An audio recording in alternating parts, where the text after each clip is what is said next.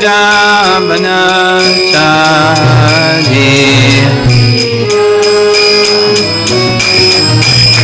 Jaya Radha Madhava Kunja Bihari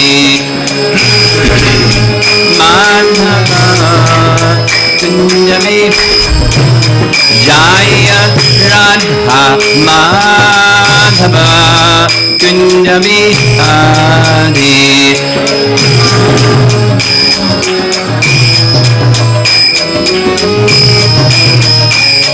Gopi Jana Vallabha Girivardhari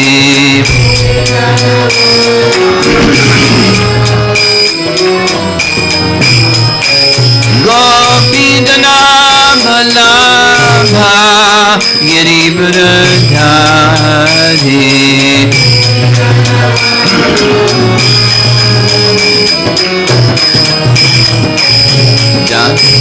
Jasodanandana Vrajanaranjana Jasodanandana Vrajanaranjana Jamana Ravanachari Jamana Ravanachari Jaya Radha Madhava Kunja Bihari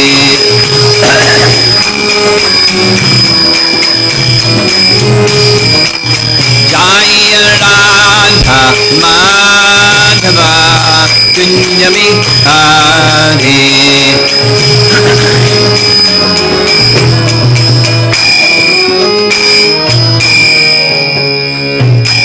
Jaya Vishnupada Paramahamsa Hari Vijagacharya Astatara Sri Srimad His Divine Grace C.C. Bhaktivedanta Swami Shri Prabhupada Ki Ananta Koti Vaishnava Vrinda Ki Shri Shri Radha Nila Madhava Ki Samveda Bhakta Vrinda Ki Nitai Gaur Premanandi. All glories to the assembled devotees, all glories to Shri Guru and Shri Gauranga.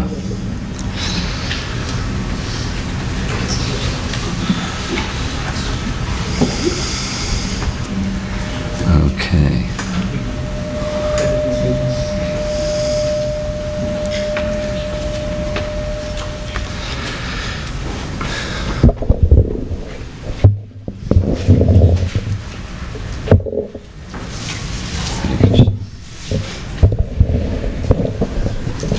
Good morning, everybody. Hare Krishna.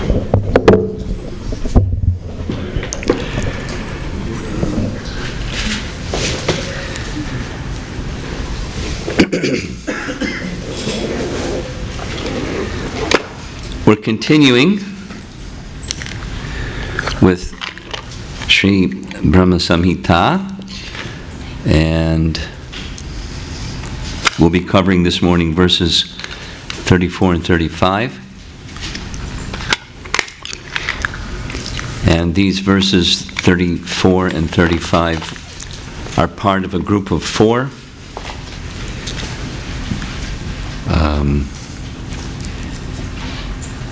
Again, just a quick overview. The first 3 verses, 29, 30, 31, are Lord Brahma's disclosure of the spiritual world and the form of Krishna and the pastimes of Krishna that he realized through his process of chanting of mantra,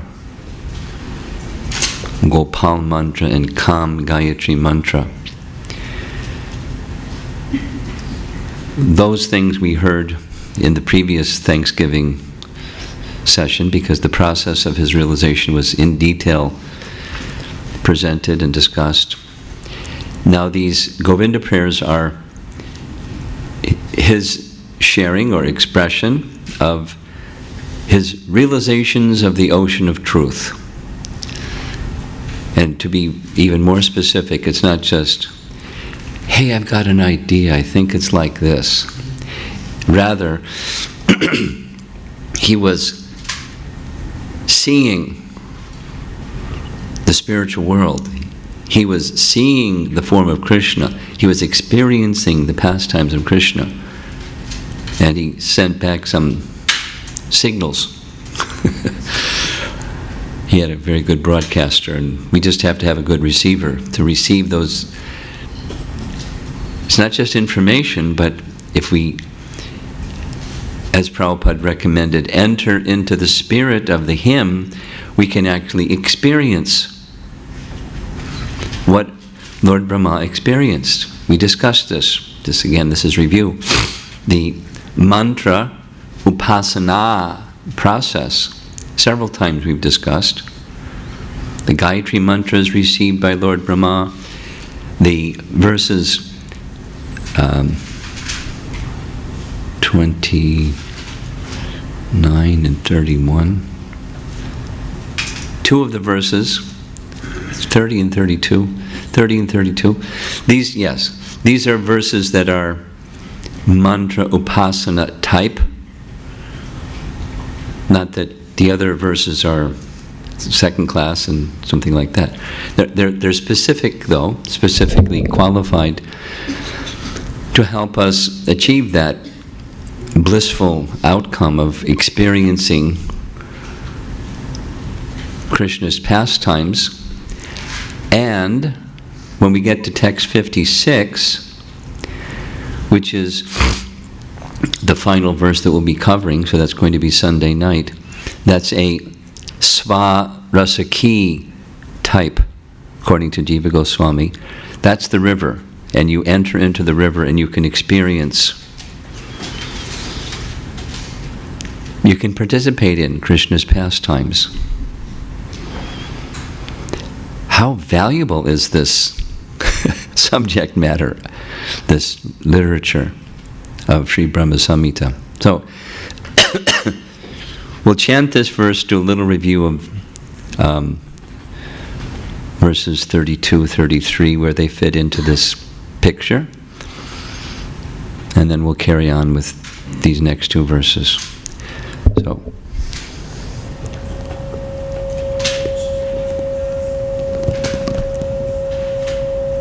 what's happening here?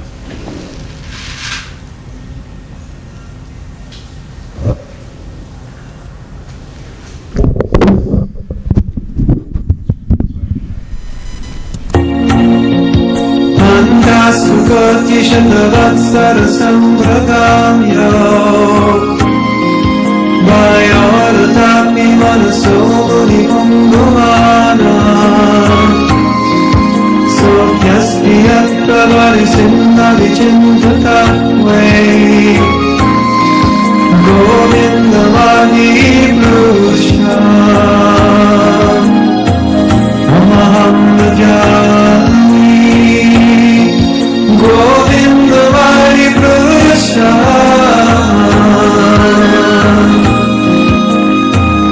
Amaham rajani. And the translation. Hopefully this works. It's not working. Oh, there we go. Translation. I worship Govinda. How about you?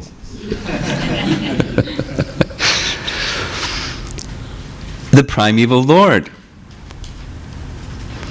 Only the tip of the toe of whose lotus feet is approached by the yogis who aspire after the transcendental and betake themselves to pranayama by drilling the respiration, or by the Gyanis who try to find out the non-differentiated Brahman by the process of elimination of the mundane, extending over thousands and millions of years. Maybe remember from verses 3 through 5 especially verse 5 of Brahma Samhita, which describes there's the lotus with Krishna and Radha in the center, and then the abode of Radha and Krishna is at the whorl, the corolla of the lotus, and then the petals are the abodes of the gopis. Hundreds of thousands of gopis, that's a lot of gopis. And then the abodes of the other associates of Krishna, that's the lotus, and then there's the suburbs, or the area outside the whorl of the lotus. And it was depicted in the diagram as white because it's named Sweta Dvipa. And in that Sweta Dvipa region, there's many, many, many, many things that are identified in verse 5. And one of them is tridents in the 10 directions. You know what the tridents do? People that are not qualified that try to go there, they get them. So the yogis and the jnanis, they don't even actually get to the toe. They get tridented before they even get there. And of the verses of Brahma Samhita, I've not done any numerical research, but just hearing Prabhupada's lectures again and again. There are certain verses that he would repeat again and again, most. One of them is Premanjana Charita Bhakti Vilochanena, that one coming up. And this one, because our pranam mantra for Srila Prabhupada, when we offer obeisances, we say our pranam mantra. And the second one is Srila Prabhupada was specifically dedicated in his writings, in his life, in his gift to the world, to relieve his audience from the perils of impersonalism and voidism. Nirvishesha shunyavadi pastyacha deshatadine. So, those who are impersonalists have no place in the kingdom of love, in Goloka Vrindavan.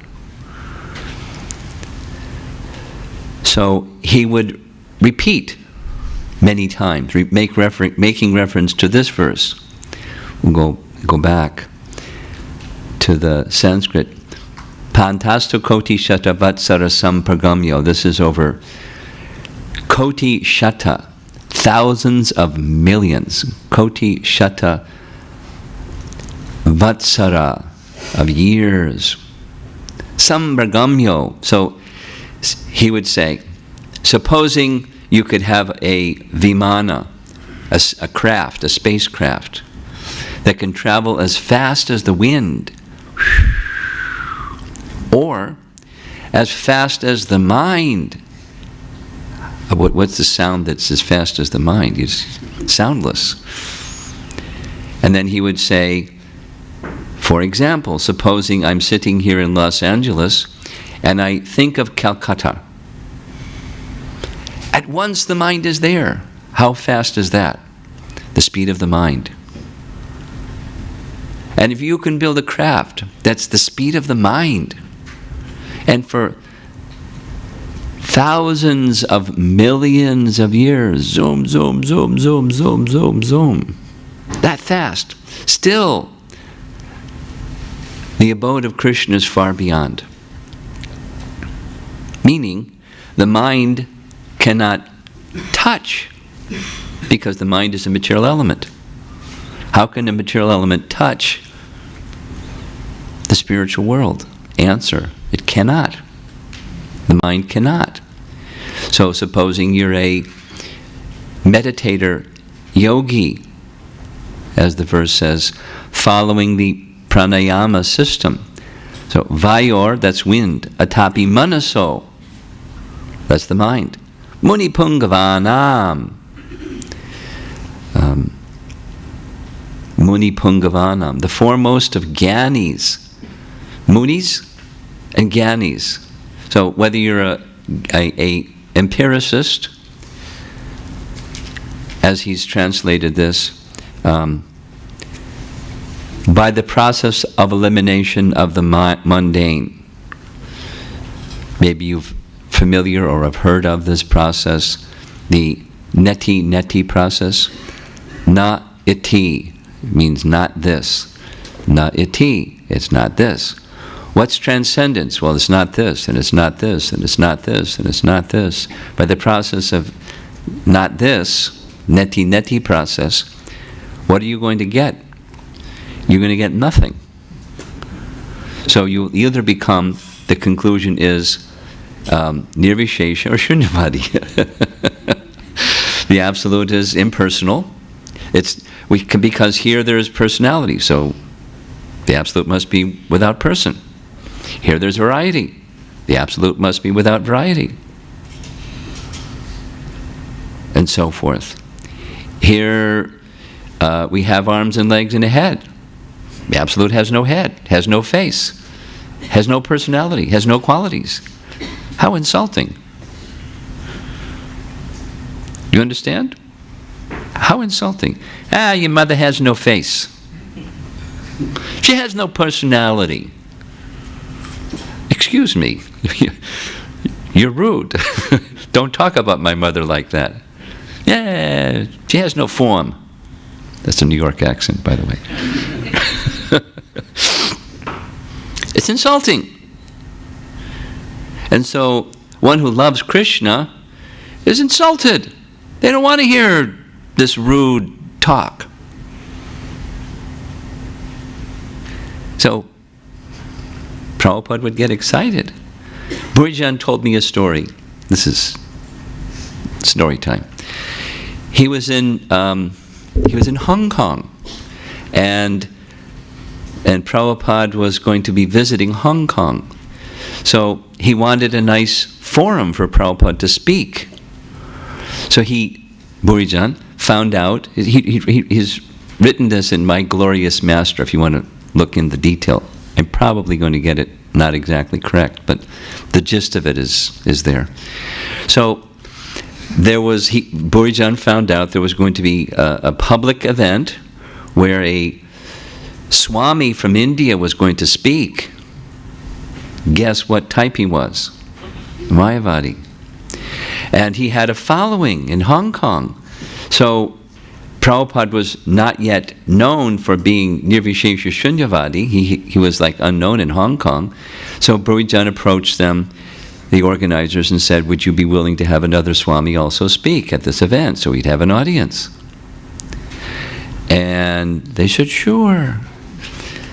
But your Swami can speak first and keep it this, then our Swami will speak. So when they got there was a big seat and a little seat. Guess where the big seat was intended for? And guess where Prabhupada sat? On the big seat. And then the organizers tried to, politely indicate, don't sit on the big seat, that's for our Swami, sit on this little seat over here. Prabhupada didn't pay attention. He didn't budge. So when their Swami came later, he sat on a little seat. And then the narration goes, Prabhupada spoke, and he spoke very beautifully about bhakti, and through the medium of devotional service to Krishna, one can understand Krishna as a person, and Krishna conscious message. And he kept within the time allotted, and then the other Swami spoke, and he spoke in Hindi. Burijan said, I couldn't understand, but I could, from the facial expression of Prabhupada, I could understand what the man was saying. God has no face, he has no personality, he has no qualities, he's, a blob. The impersonal Brahma Jyoti. And Prabhupada's hand was clenched and shaking. And Burijan didn't know what was going to happen. And all of a sudden, Prabhupada blurted out, and his microphone was still there, and blasted the man, and got up and walked out.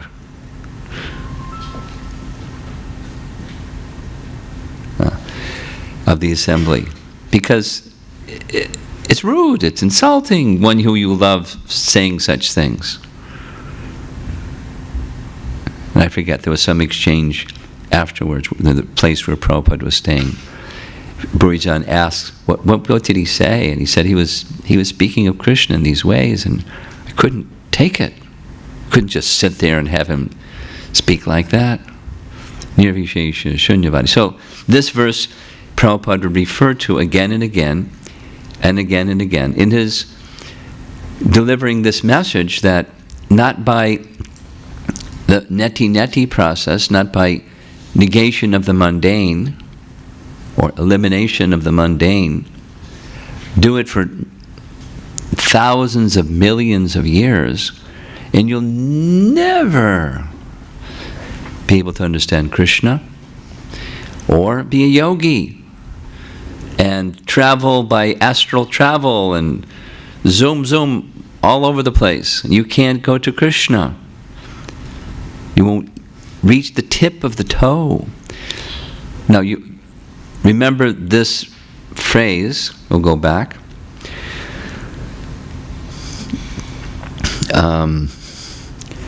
So pyasti yat prapada sinya avachincha tattve. We're going to make reference to this after breakfast in the first verse of the next section. So there's a connection between this section and the next section. And this is establishing, you'll hear, that the goal is to attain shelter of Krishna. The goal of the whole Vedic process is to attain shelter of Krishna, at shelter of his lotus feet. What does that mean, lotus feet? It means engaged in his humble service. That's what attaining shelter of his lotus feet means in practical terms. We engage in his loving service in a humble mood. That's the goal. And we're cultivating that. So the next section will build on this verse. So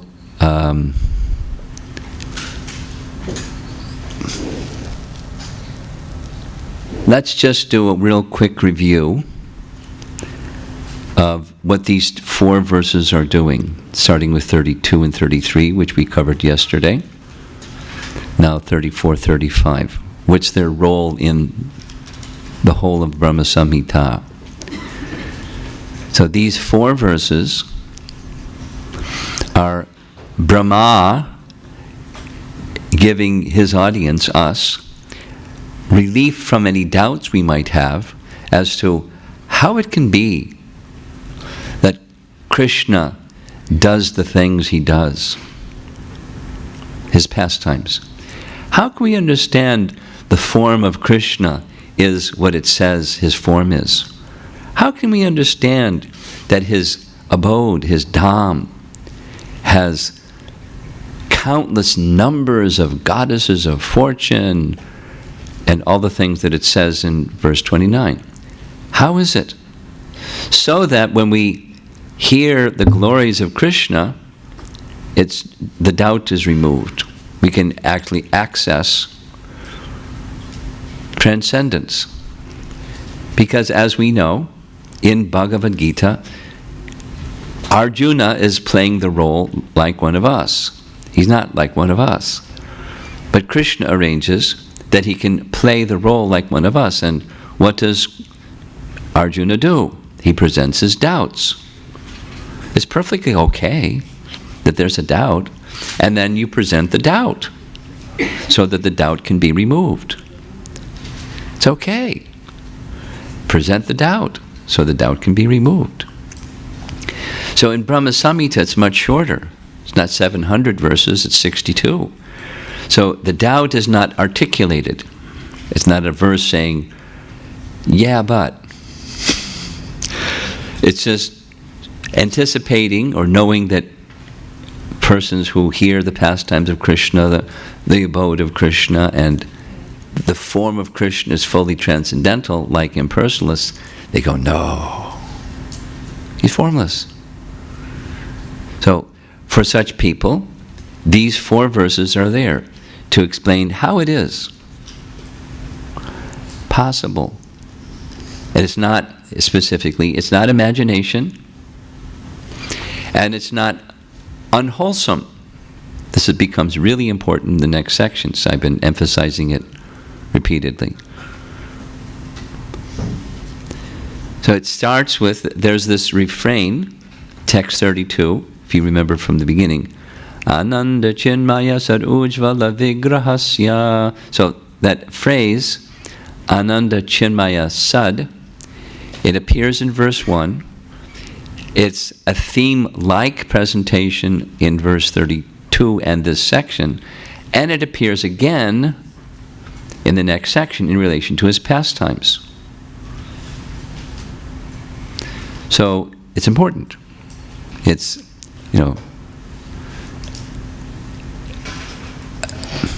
I'm not a Sanskrit scholar, but my understanding of how Srila Prabhupada would use certain verses, how Vyasadeva would use certain phrases and repeat them, and then repeat them, and then repeat them.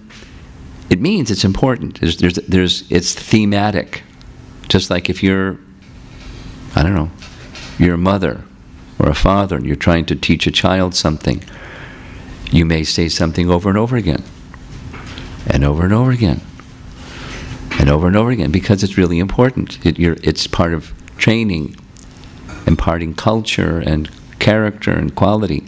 Something's repeated over and over again. So this is transcendental instruction where, similarly, it's important. And then even just, the net effect is, even just hearing the phrase, the whole picture opens up because you've heard it over and over again. Our acharyas do that when they refer to certain verses, and just, a little phrase from that certain verse. And then the whole picture is there because they've spoken it again and again. So, Brahma Samhita has this phrase, Ananda Chinmaya Sad, or Sat, Satchitananda. It's totally different than this place. This place is asat, not sat. It's temporary. It's not,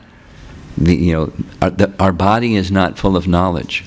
The soul is the place of consciousness. When the soul leaves the body, it's dead matter. Like Rukmini, we read what she said. These foolish ladies that become attracted to a dead body with hairs and mustaches and beards and flesh and bones and mucus and stool and urine, and think that's nice. Not me. Your body is Satchitananda. I don't want to marry anyone but you. Please rescue me. Imagine having that realization and inviting Krishna to come and marry you. Pretty cool. So, Brahma Samhita wants to impart this understanding, and so, the first verse, 32 of this group of 4, is because with the understanding that Krishna's form is Satchit Ananda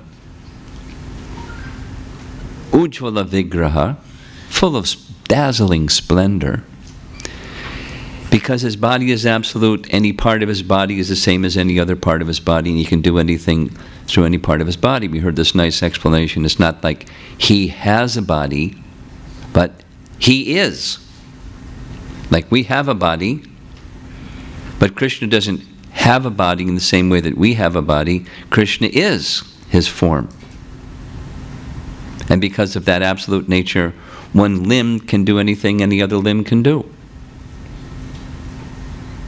And it's not imaginative. It's it's an aspect or character of his transcendental form. And then Yesterday evening we heard about the apparently contradictory features of Krishna, like he's the oldest, but he never gets old. He's eternally youthful. And other apparent contradictions, and if you remember, this is important to understand the nature of Krishna and how Krishna can do what he does. The explanation given was Krishna is made up of innumerable, inconceivable, mutually contradictory potencies. And Krishna can exhibit this potency and then withdraw it. He can exhibit that potency and then withdraw it.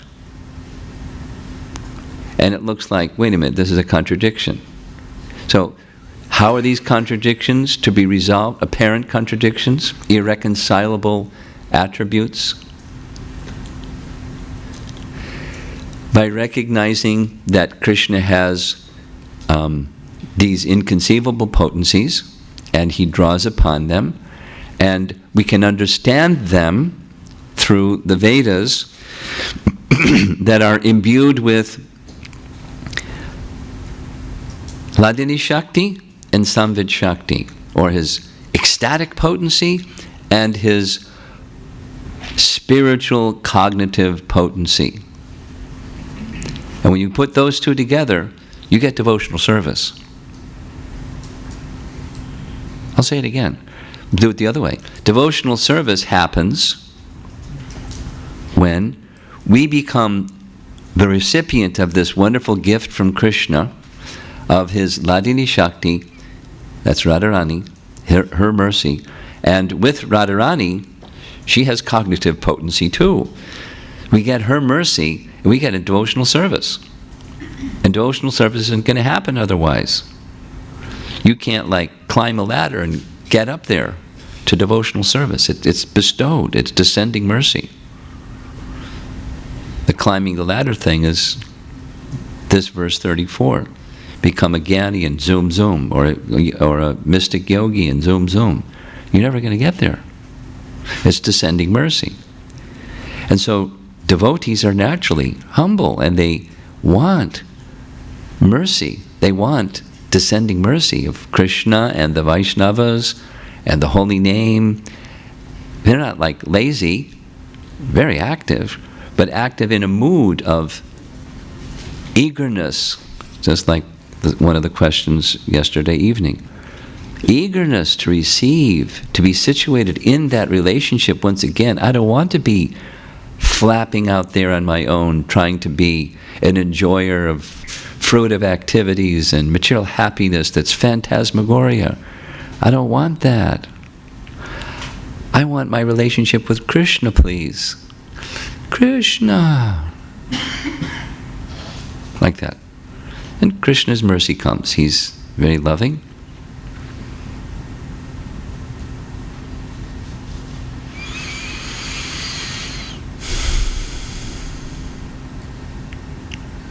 Just like universal, all over the world. Doesn't matter what culture, doesn't matter anything, embodiment, socio-economic status, color, anything. A child does this. Everybody knows what it means. Universal language. Mommy, please pick me up.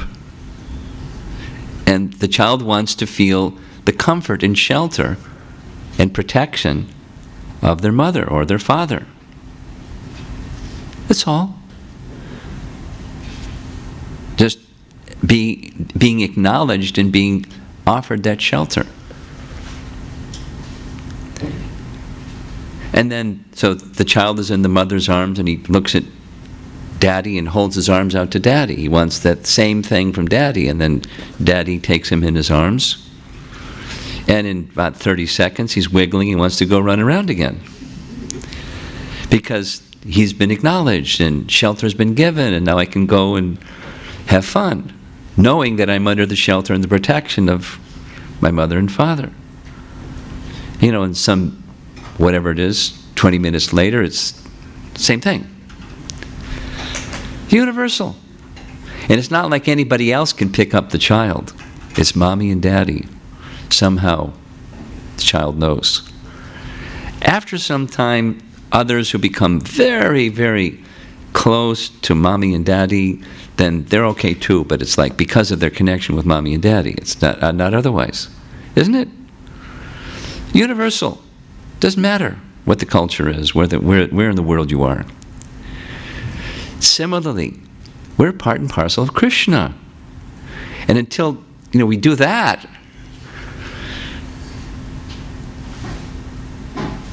we're going to cry, feel unsheltered and running around looking for happiness and pleasure and, conquering the challenges of life and fending off the obstacles and, living as a materialist without shelter. There's no happiness there.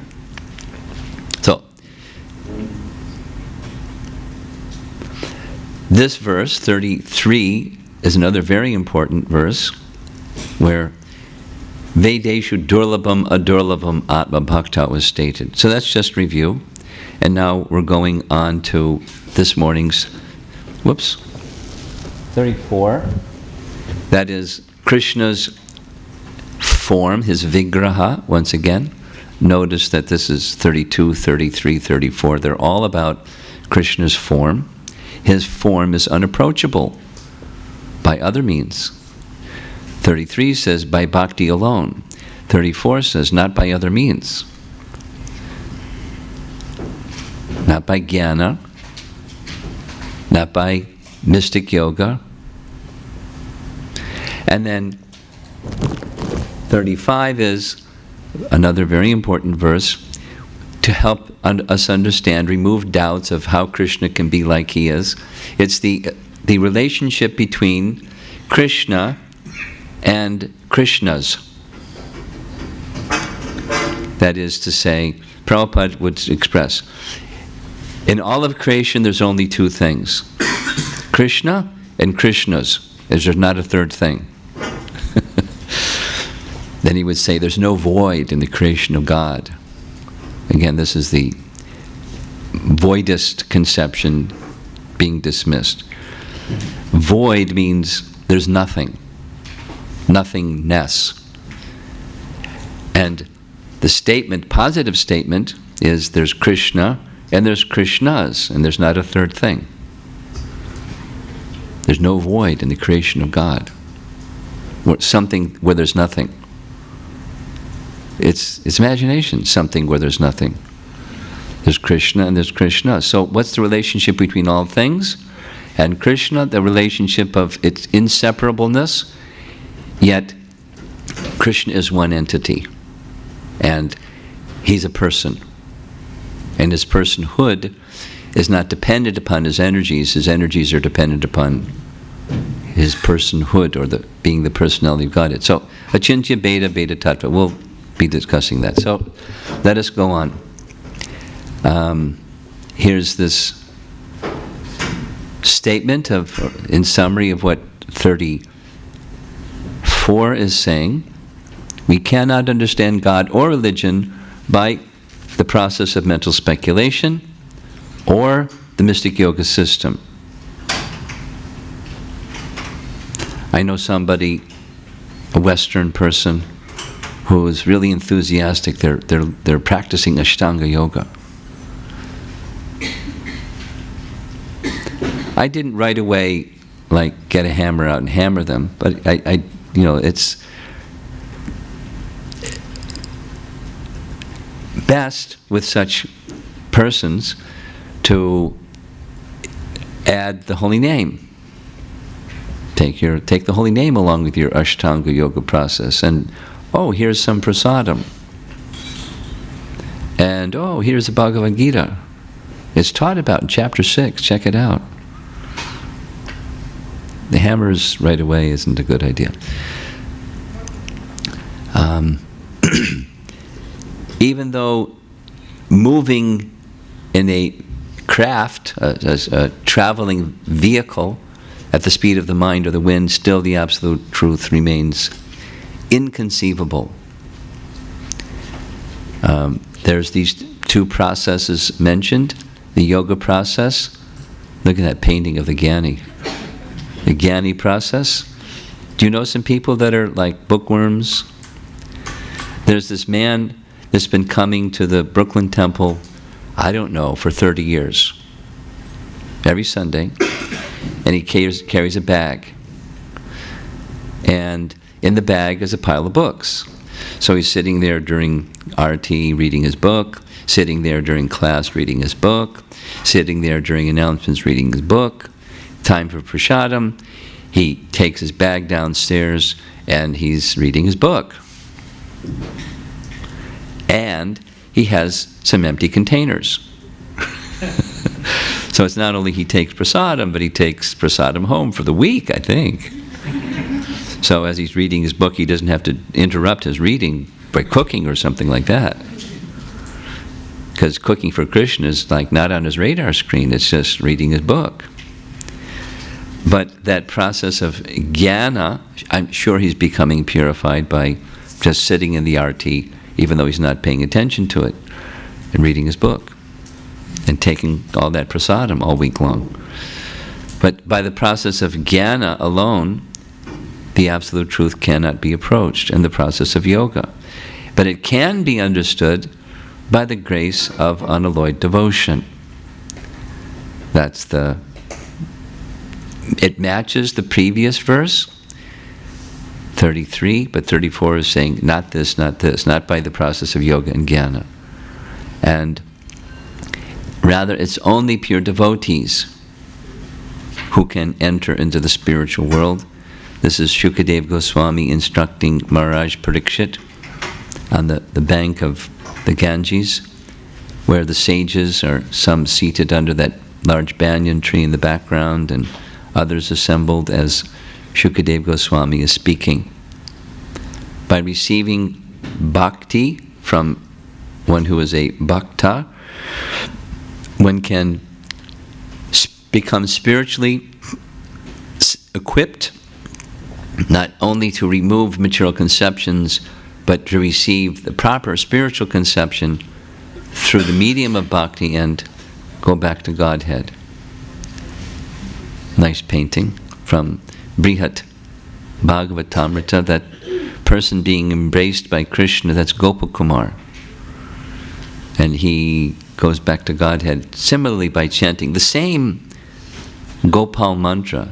It's called in Brihat Bhagavatamrita the Madan Gopal mantra, but it's the same as Gopal mantra mentioned earlier in verse 3, then again in verse 34. Govindam, there he is with the cows. Adi Purusham, there he is as the original person who's Mahavishnu. Actually, this is Garbhadakshay Vishnu, reclining on Anantashesh, the original person of this material creation. Tamaham bhajami. Srila Prabhupada paying obeisances before the deities in Australia. On the right that's Madhuvisa Prabhu, who not so long ago left this world. There was a big ceremony in Los Angeles for him. Okay, so that's verse 34. One more in this section is verse 35. This is high tech here. Eko kisora chahitam jagadantakoti Yishchaktirasti jagadanta chayaya ramma Andartarasta paramana chayantarasta Govindamadi purusha Mahamrajani Govindamadi purusha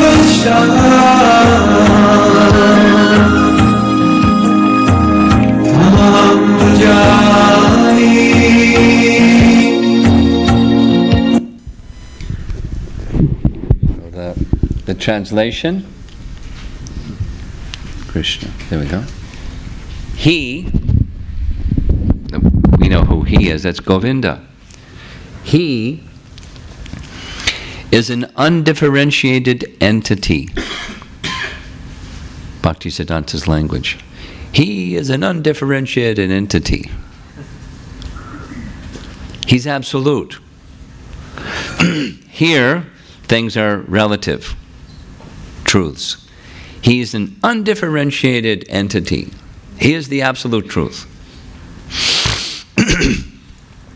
As there is no distinction between potency and the possessor of the potency. So this is emphasis on the oneness between the potent and the potency. There's a relationship of oneness, like the sunshine and the sun. You can't separate. You will not find shine somewhere without the sun from which the shine comes. Or you won't find a sun without sunshine. So there's emphasis in this particular beginning part of the non-difference, no distinction between. Then, in his work of creation of millions of worlds, his potency remains inseparable. So there's a time discussed in the earlier verses of Brahma Samhita where the potencies of the Supreme Lord are withdrawn. Cosmic annihilation. Not only they're withdrawn, they're in this undifferentiated state, meaning, using some common expression, a big warehouse where everything's all jumbled up. You can't tell this from that. There's no distinction between earth, water, fire, air, ether. Everything is in its subtle and dormant, undifferentiated state. Where those energies are in a relationship of oneness with him. Then comes creation. And the universes are distributed throughout space, throughout the spiritual, throughout the Mahatattva, within the spiritual sky. In that case, also, his potency remains inseparable, a relationship of oneness. Then, all the universes exist in him. Notice the contradiction. All the universes exist in him, and he is present in fullness in every one of the atoms that are scattered throughout the universe at one and the same time. I'm sure you picked up on the contradiction. Such is the primeval Lord whom I adore. So this is discussing the Achintya Bhed, Abhed, difference and non-difference, reality or tattva about Krishna. Simultaneous oneness and difference between all existence and its source of emanation was propounded by Lord Sri Chaitanya Mahaprabhu and presented elaborately, followed by his followers, the acharyas following his line. The painting, most of you are familiar with the pastime. The painting illustrated here is Krishna, who is seated having his lunch, and when Lord Brahma kidnapped, he stole the calves or cows and tucked them away in a cave. So the cowherd boys were having their lunch, became concerned, the calves are missing. And Krishna said, don't worry, you continue having your lunch, I'll find the calves. So Krishna went to look for the calves. When Krishna went to look for the calves, Brahma came back to the scene of the crime, and he took all the cowherd boys and put them in a cave. Now let's see what Krishna's going to do. And he came back, and there he saw Krishna seated with all the cowherd boys having lunch. What happened? I put them in the cave. We went back in the cave, and they were in the cave. Then he went back to where they were having lunch, and he saw all the cowherd boys, and suddenly all the cowherd boys became transformed into, each one of them, forms of Narayana. And each of the forms of Narayana, each one surrounded by a host of demigods and personified Vedas, chanting hymns of glorification of the Supreme Lord. The whole cosmic manifestation surrounding each of those forms of the Lord, and then all of a sudden, poof, they all disappeared. Brahma realized that the replica cowherd boys and calves were forms of Narayana exactly resembling the forms of the cowherd boys and calves that were put in the cave, because Krishna manifested both. One was the living entity, the jiva soul, within a, actually these are spiritual forms, manifesting their spiritual form, and then it's Narayana who can manifest identical form. No problem.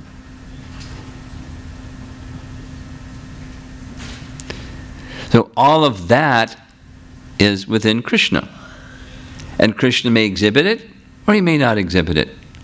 And then again exhibit it, and then not exhibit it, then transform something, and because everything is within him. And the relationship between everything and him is this. Achintya means inconceivable, so that means, like the previous verse, the mind can't zoom, zoom, zoom, zoom, zoom, let me figure it out. By the process of speculation, it can't be approached by the mind. Stretch the mind. Stretch the mind. It'll snap before you get there. However elastic and flexible your mind is, it can't encompass or touch spiritual reality. They have this expression in English, wrap your mind around it. You can't wrap your mind around it. Can't even come close. Or thousands and millions of years of trying to get your mind around it. Not going to happen. It's beyond. It's another realm. That's why. This is a spiritual realm. So, at the same time, everything is within Krishna. He's separate because he's continuing his pastimes in Goloka Vrindavan. He's not like information overload with everything that's going on everywhere in all of creations and all of the universes. It would be pretty disturbing for his pastimes if that was the case. So he's everywhere present, and he's only present in the spiritual world. He has this Bhagavan feature. By his inconceivable power, he can at will create numberless universes. All the mundane universes owe their origin to the transformation of his external potency. At the same time, his abode is beyond human conception, since all worlds, limited and spiritual, exist in him. And it's literal. They exist in him. This first line, Eko Pyaso Rachayatam Jagadandako Tim. Again, it's in his, Krishna's work of creation of these millions of universes. The potencies are spread all over, but the potencies remain inseparable from him. As Prabhupada would say, not even a blade of grass can move without the sanction of the Supreme Lord. You can't blink your eyelid without the sanction of the Supreme Lord. You can't digest your food without the sanction of the Supreme Lord. If he takes the sanction away, you have indigestion. And all kinds of ways it can happen, not just one. Just by His will, things happen, and without His will, nothing happens. We're not independent. We're dependent, because His energies are inseparable from Him. Then the next line, Yat Shaktirasti Jagadanda Chaya Yadantaha. Again, this seeming contradiction. Although He is all-pervasive, okay? He's all-pervasive. He's all-pervasive. There isn't a place where He isn't. He's all-pervasive. Yet, His existence everywhere, in a medium shape, consists His spiritual lordship beyond human conception. So, again, Bhaktisiddhanta language. What's His medium shape? What's that mean? Here's what it means. His human-like form. There's Mahavishnu, who's so big that millions of universes come from the pores of His body. How big is the pore of your body? Pretty tiny. And imagine, maybe some perspiration will come out of the pore of your body. Well, for Mahavishnu, universes come out of each of the pores of His body. How big is His body? Pretty big. And that same, not alternating or vacillating back and forth, but simultaneously He's within every atom. And then there's His medium size, that's Krishna, Govinda. Within Krishna, Govinda, both are there. Bigger than the biggest, smaller than the smallest, within Krishna. Wow. Cool. How's He do it? Inconceivable potency. And this pastime, one of the pastimes is this one, Mother Yashoda. And there you see in the background is Balaram. He's in whitish complexion. Balaram made a story. Oh, and he conspired against Krishna and told Mother Jasoda, Krishna's eaten dirt. Krishna said, I haven't eaten dirt. And Mother Jasoda didn't know what to believe. She said, okay, if you haven't eaten dirt, then you let me look inside your mouth. And let me see if you've eaten dirt. So Krishna opened up his mouth. And when Mother Jasoda looked inside Krishna's mouth, she saw everything. Not only this universe, but all the universes, and all the mountains, and all the rivers, and all the trees, and all the species of life, and all the planetary systems. She saw everything inside Krishna's mouth, including seeing Mother Jasoda looking inside Krishna's mouth, Whew. Because everything is within Krishna. That's what the verse is saying.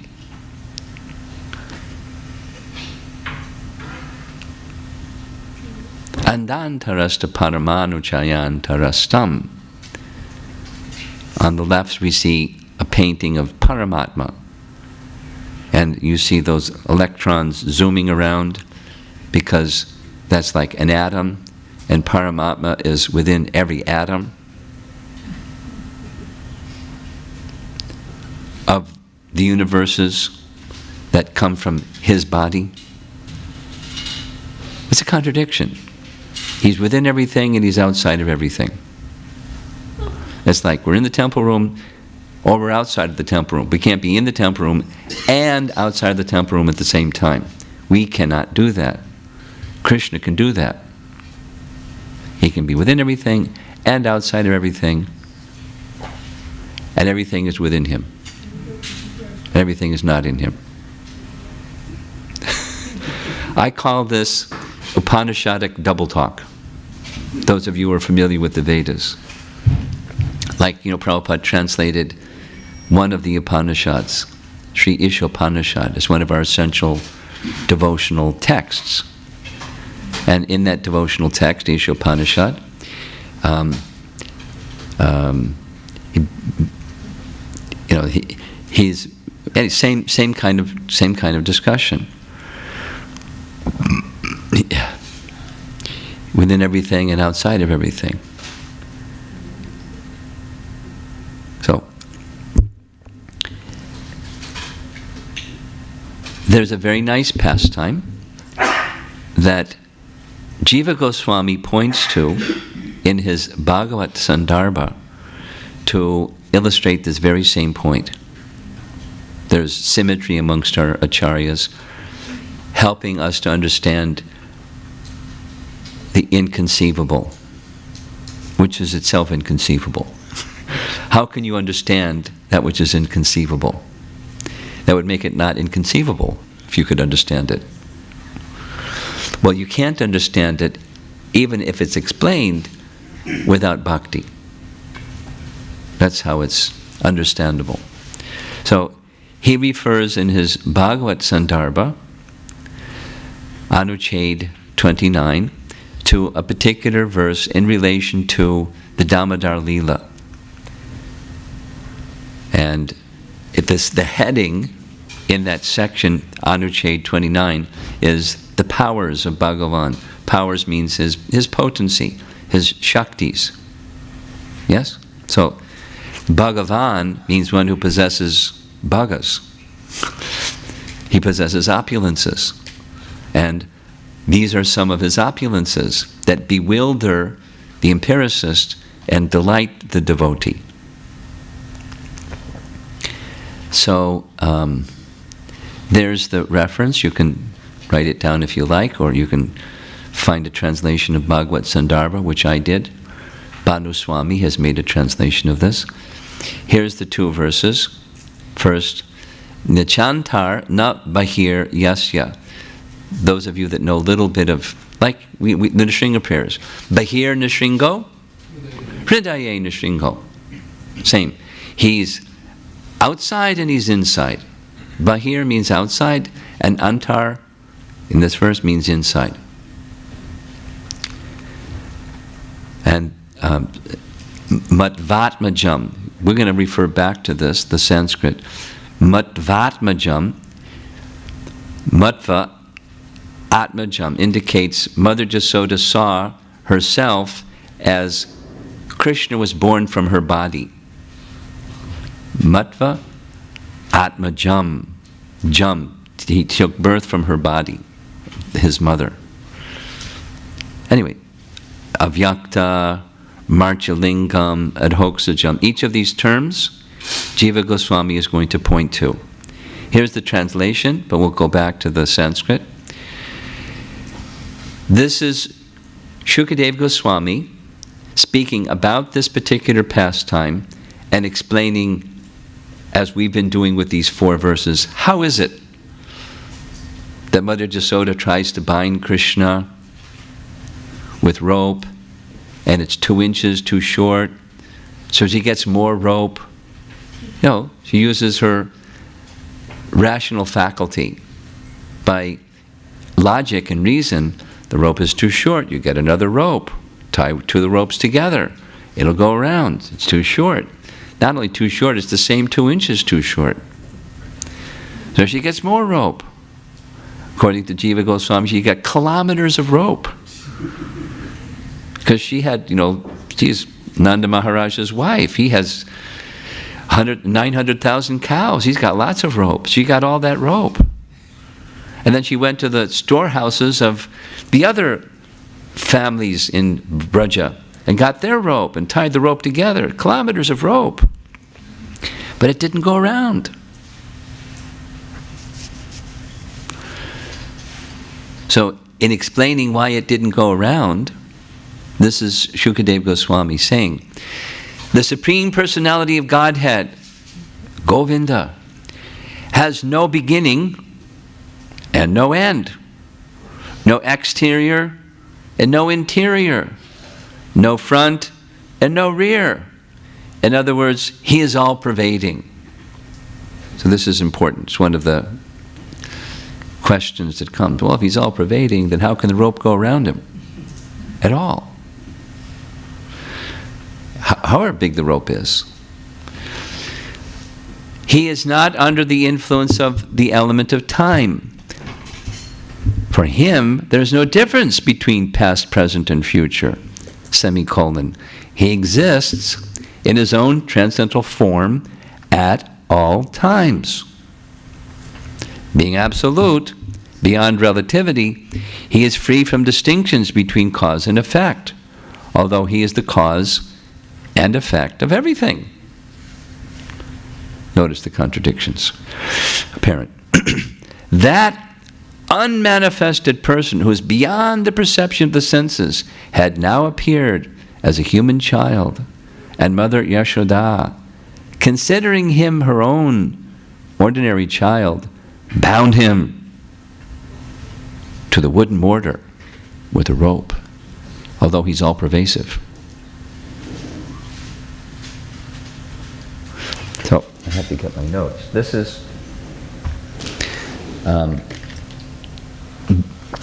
making reference to this verse. Jiva Goswami in his Bhagavat Sandarbha refers to this verse. Let's see if I can find it quickly.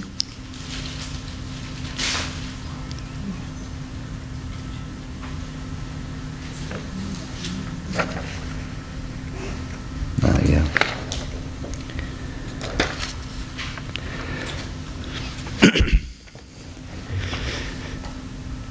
Jiva Goswami is wonderful.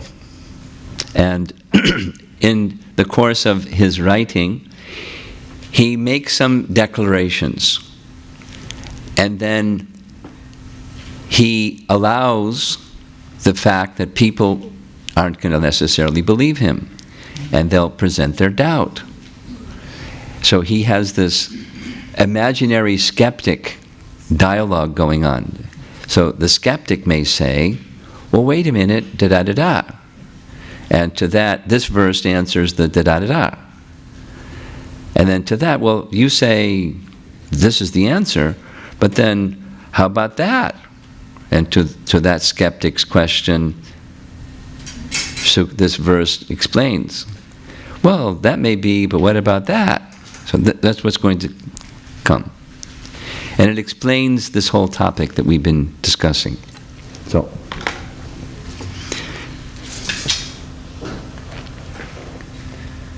the phrase Jagatchaya, can you find it in the verse? At the end of the first section. Jagato yo Jagatchaya. The phrase Jagatchaya means he is everything in creation in total. That's this inseparableness of the energy in himself. May be understood in the following way.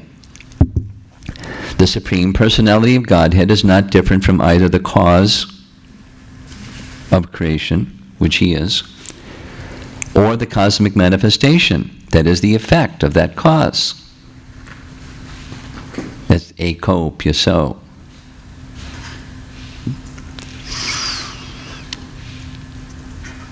In other words, because the entire material universe is nothing but the potency of the Supreme Personality of Godhead, he is not different from it. Because an ordinary material rope, this is now the Leela, an ordinary material rope is simply a fragmental part of one of his energies. Such a rope has no power to bind him, any more than a small flame has the power to burn a large flame. Interesting example. So that's his statement. Mother Jasoda was finding that she couldn't bind Krishna, because who can put a rope around everything? Within Krishna is everything. Doubt. At this point, someone may raise the following objection. If the Supreme Personality of Godhead is all-pervading, then how is it possible that Yashoda Devi tied him with a small rope that could not even have extended the breadth of the material universe? however big the rope that she got to try to bind Krishna, within Krishna is everything. So even just one of the universes, which is part of everything, how can you get a rope big enough to go around the universe? I have a doubt. This objection may be answered in this verse by the word martya lingam. Lingam means body. In order to perform his pastimes, the Supreme Personality of Godhead appeared like an ordinary human being. So although he's all-pervasive, he appeared as if a mortal, martya lingam, like one of us. So because he appeared like one of us, it's just a pastime, but he appeared like one of us so the rope could go around him. In order to act like an ordinary human being, the Supreme Lord allowed himself to be bound by Mother Yashoda's rope. Okay? He appeared like an ordinary human being, so the rope could go around him. At this point, a skeptic may raise the following question. Well, if the Supreme Personality Godhead has a human-like form, then that form is certainly manifested within a limited area of space. How can such a limited form be all-pervading? You got it? It's like a chess game or something. Okay, he has a human-like form. Human-like means it's within a confined space, but there's this understanding that he's all-pervading, so how can he be in a confined space and all-pervading at the same time?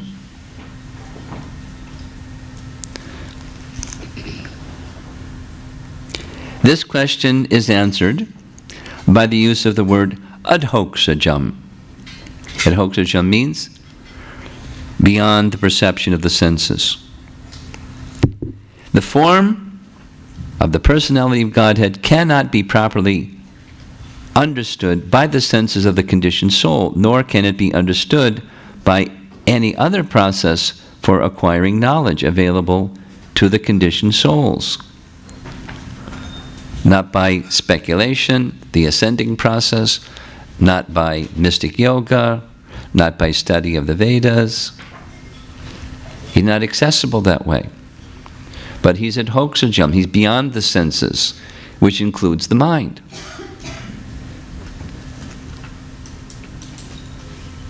Because he is thus inconceivable, although he may appear to be limited within time and space, in actual fact, he's not.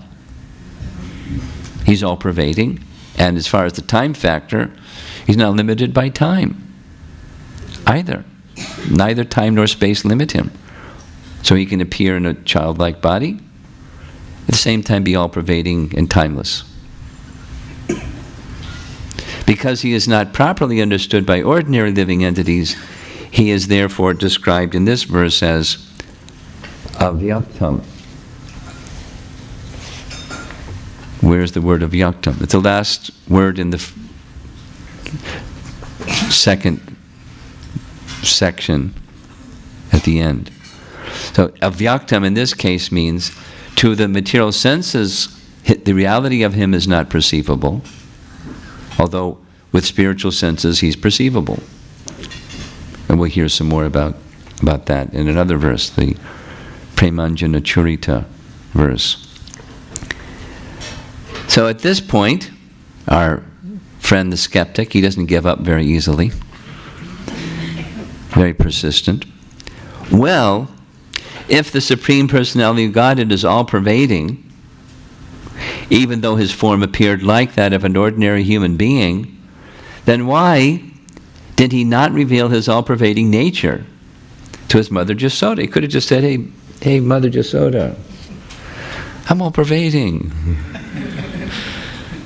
You don't have to tie me up. And not only that, I'm the Supreme Person. You don't need to, discipline me. Take it easy, Mother Jasoda. Everything's Copacetic.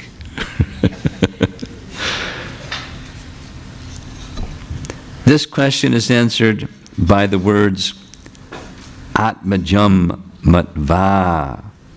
That is, Mother Jasoda considered Krishna her own ordinary child. The relationship between Sri Krishna and Yashoda Devi was that of son and mother. In order not to disrupt the blissful exchange of love between himself and his mother, Lord Krishna concealed his all-pervasiveness and his other opulences from her eyes.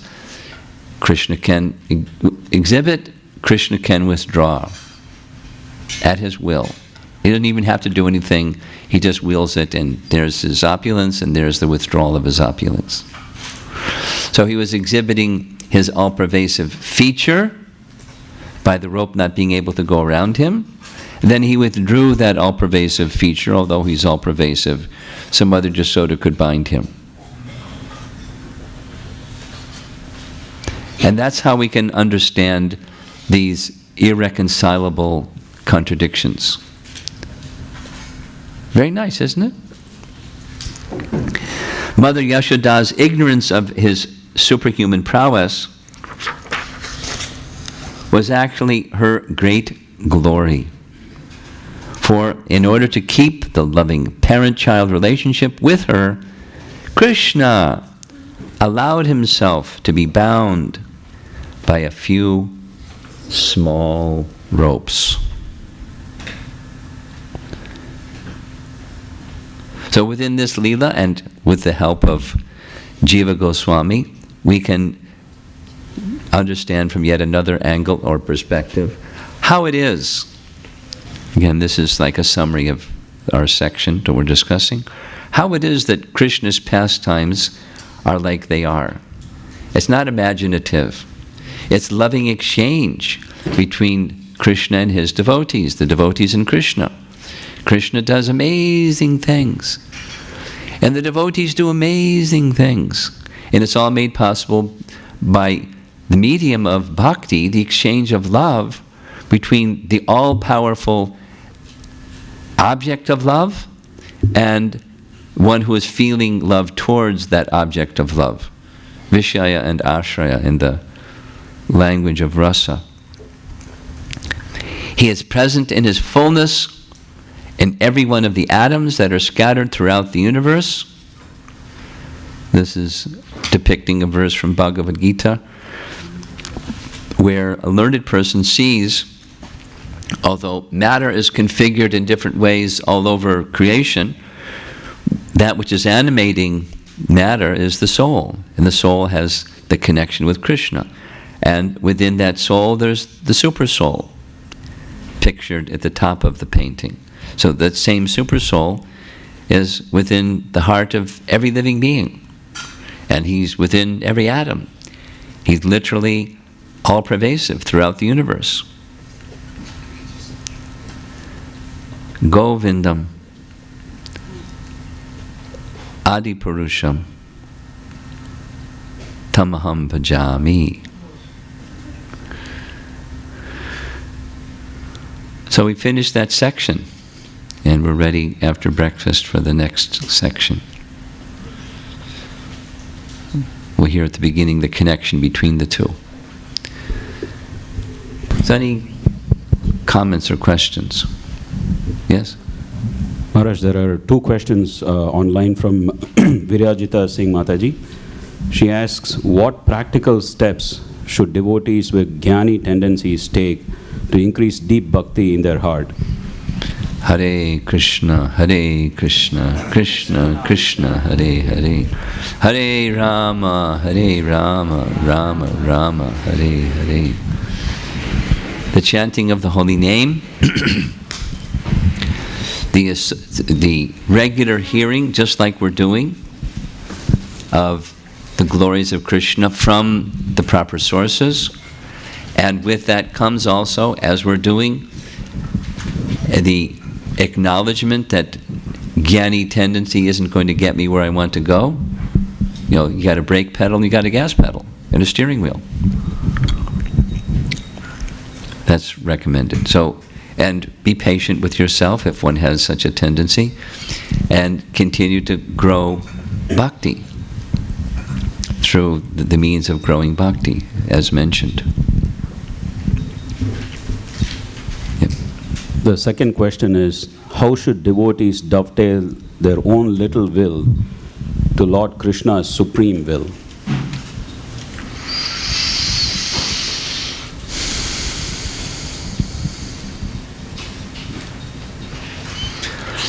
The last section of Brahma Samhita describes that very beautifully, so she can read that section and listen to the recordings discussing that section.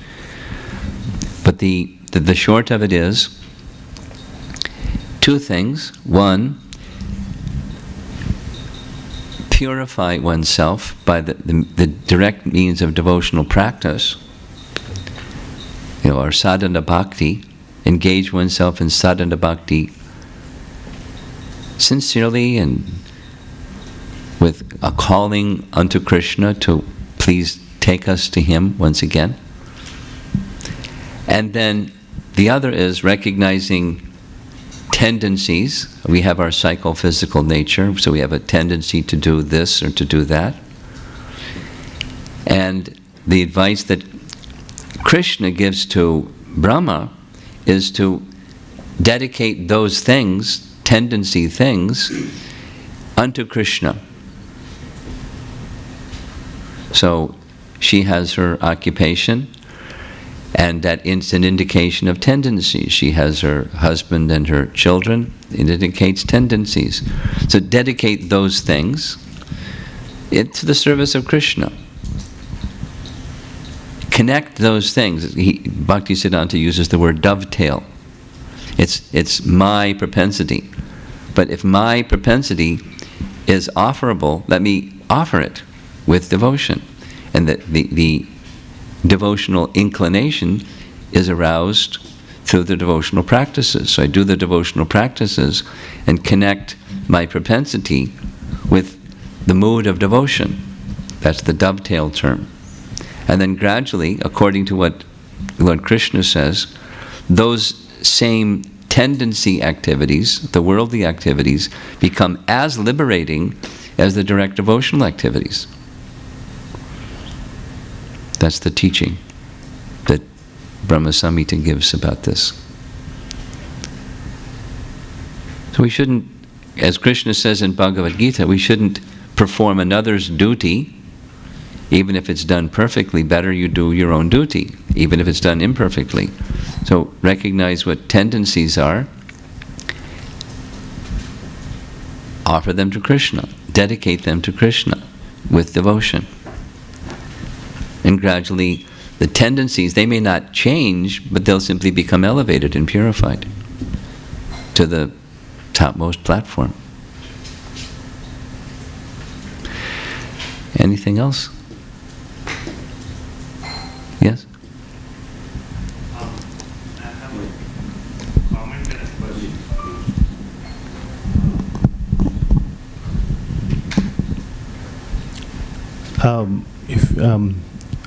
His Grace Sadaputa Prabhu provided a very, very wonderful insight into this verse. If you'd permit, I can try to share that. Go right ahead. You got the microphone. So it really struck me very strongly. So what he said was that if we take like a point as a one-dimensional point, then when we go want to connect it to another point, we can draw a straight line in one dimension. Then if we go into two-dimensional space, then one point can be connected to 2 points in the 2 dimensions. Similarly, if we go into 3 dimensions, then 1 point can be connected to 3 points, and that's 3-dimensional. That gives a rise to 3-dimensional space. And then it becomes harder to imagine, but he was explaining, and in his lecture he probably was showing the picture of a tetrahedron, where he said, when you go into 4 dimensions, then each point is directly connected to 4 different points.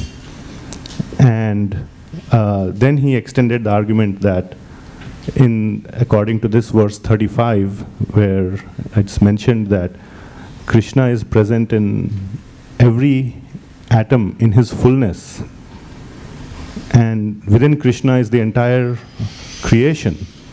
That means every point can be connected directly to every other point in the whole universe. And that's infinite dimensional. So we kind of max out at the fourth dimension and cannot think beyond it. And in this way, Krishna is actually infinite dimensional. One way to even try to even mention it, or even, it's impossible to conceive. But that kind of way, the way he explained that was something very striking to me. That's all. That's one thing I wanted to mention. The physicists, there's a branch of study called theoretical physics, and they really get on their speculation jet and go zoom, zoom, multidimensional space. The thing that makes it speculative is Krishna is not there. There's that point which connects all other points is missing. Anything else? Maharaj, I had one question also. You have a question also? Yes. In the translation by Bhaktisiddhanta Maharaj, he has mentioned all universe exists in him, and he is present in his fullness in every one of the atoms that are scattered throughout the universe.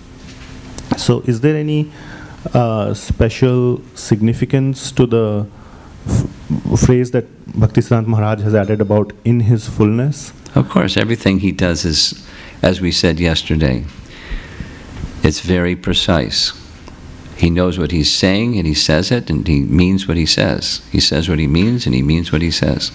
So yes, he uses this other language that's called his subjective portion. It's not a psychological term, subjective. It's a term that means his own expansion. So his own expansion is in his fullness, like candle lighting another candle. Candle number 2 is in the same fullness as candle number 1. Potency-wise, we had this discussion about the 4 qualities of Krishna that are not within his expansions. But otherwise, Paramatma is the same tattva as Krishna, same category, in his fullness. As distinct, let's say, from the living entity or from Lord Shiva that's not in his fullness, although is also an expansion from him. Making that distinction. Right? Yes. Microphone on the ladies' side. Quickly. Hare Krishna Maharaj. Maharaj, I was thinking one thing, when we leave our body, the soul goes, then it is covered by mind, intelligence and ego. Subtle body, yeah. Yes, subtle body. And I think during today's lecture, I think you mentioned that mind is a material element, yes, along with the senses. It cannot touch the spiritual world. Yeah. And I'm also thinking that whatever activities we are doing here, chanting and everything, we meditate, we think during chanting, as was discussed before, that sometimes we meditate on the pastimes of Krishna, that is through our mind, and we want to imagine that. And then here we are saying that mind cannot touch the spiritual world. So. Got it. Okay. Seems like a contradiction, doesn't it? From what we've read, can you think of the answer? Yes, Maharaj. What's the answer? The answer is, when the mind is the recipient, when the soul is the recipient, then the mind will also become the recipient of Ladini Shakti and Chit Shakti. And then the spiritual nature of the mind, its natural connection with Krishna, is restored. The spiritual nature, the mind becomes spiritualized. Oh.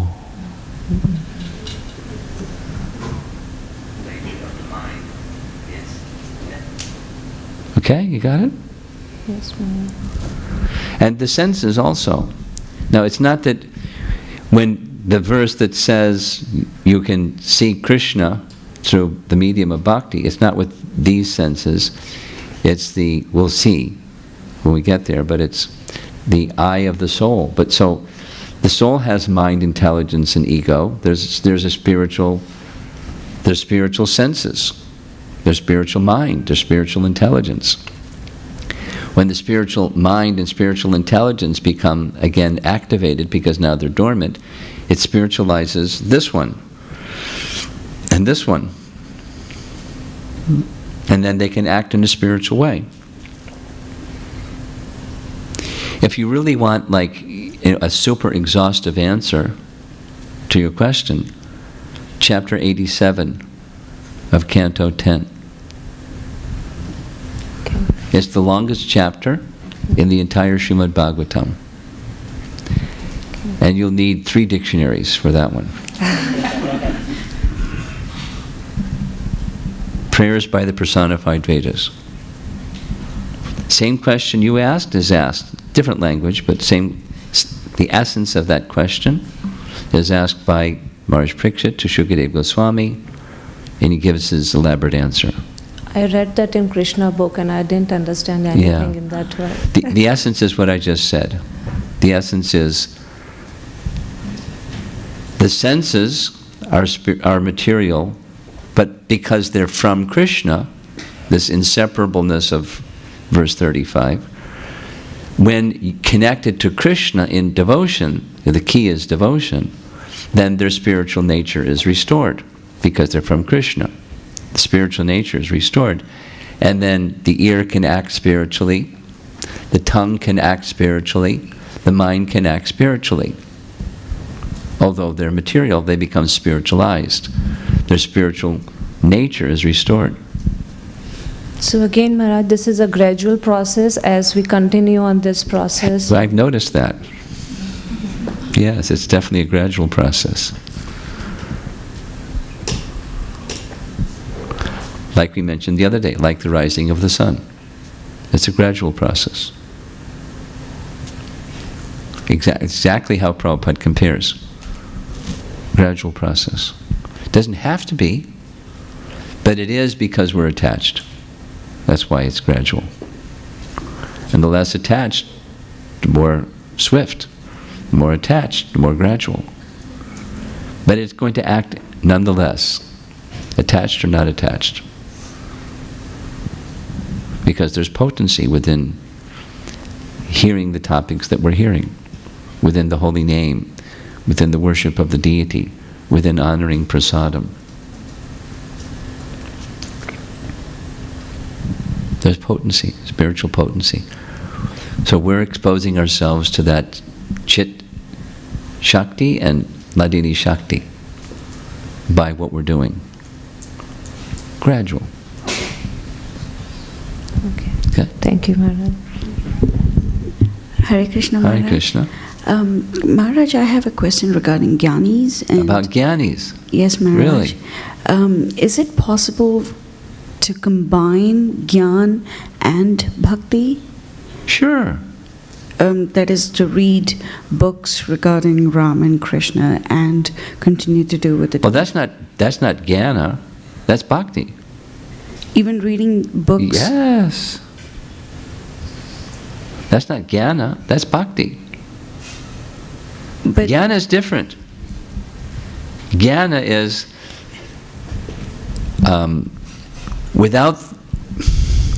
Jnana is relying on the power of speculation to understand. When we read books about Krishna and Ram, we're eager to receive descending knowledge about Krishna and Ram. Big difference. It's not an ascending, it's a descending process. So we need to make the distinction, like this gradual process. It's not like there's a bucket over here and there's a bucket over there, and you're either in this bucket or that bucket. Pick your bucket. It's not like that. Bhakti can be mixed with karma and gyan, but pure is unmixed. No karma, jnana karmadya navritam. Right? You familiar with the verse? That's bhakti. Bhakti is pure, and so we're in this mixed. We want to enjoy fruitive activities, and we have this like really trained up tendency to try to understand things by figuring it out. We're trained up. We're rewarded handsomely since childhood to do that. It's like really strong tendency to speculate, to understand things, the ascending process. We're mixed. The reality is we're mixed. And to get to the unmixed, we cultivate on the bhakti side and we diminish the other side. Okay? But doesn't Srila Prabhupada define bhakti as devotional service? And so I always thought that was cleaning the kitchen or doing work like that. Okay, but that's a very limited and narrow conception. Let's think of the 9 processes of devotional service. They begin with Shravanam Kirtanam. That's devotional service. It's not like the people in the kitchen are doing devotional service and we're doing gyan. Got it? We're not distributing Bhagavad Gitas to people to engage them in Gyan Yoga. No way. We're engaging them in the process of bhakti, hearing the words of Krishna from the pure devotee. Voila. Bhakti begins. And the kitchen work begins with hearing and chanting. Whatever the cleaning the floor and whatever it is it's not, here's the devotional service arena and over here is the jnana arena. That's a misunderstanding. Yes. Maharaj, this is a theoretical question. Theoretical question. There are, like yesterday you were mentioning about Achyuta. About which? Achyuta? The word Achyutam. Achyutam. Yeah, so you were mentioning that the devotees also don't fall down. Yeah. You like that one, huh? Yeah. Yeah. So the 15th... But you know what you have to do? You have to be connected to Him. Then you won't fall down. Yeah. Huh. So the 15th chapter of Bhagavad Gita, so Krishna explains that there are 2 types of living entities. One who is infallible and the other who is fallible. So my question is, there are devotees in the entourage of the Lord who always come and perform pastimes with the Lord. So are there 2 types of living entities, one who never fall down and one who may fall down? And sure. There's the Nitya Siddha and there's Nitya Baddha. I'm just wondering how some never fall down and why some would fall down. They properly use their free will and some misuse their free will. We're in the second category. But some don't. In fact, the vast preponderance of living entities don't. We're this little minority group in jail because we misused our free will. And the jail is this body. There's no bars and key, it's this body. That's the jail, the prison. We're prisoners. Okay, thank you very much. Prabhupada ki jai. 1 hour? 1 question? Let's do it after because we stopped. You're going to lead Guru Puja? So for those who wish, Guru Puja will happen and then And at the same time, breakfast will begin, so those who wish to. 9:50. 1 hour? 9:45? 9:45. 9:45. 9:45.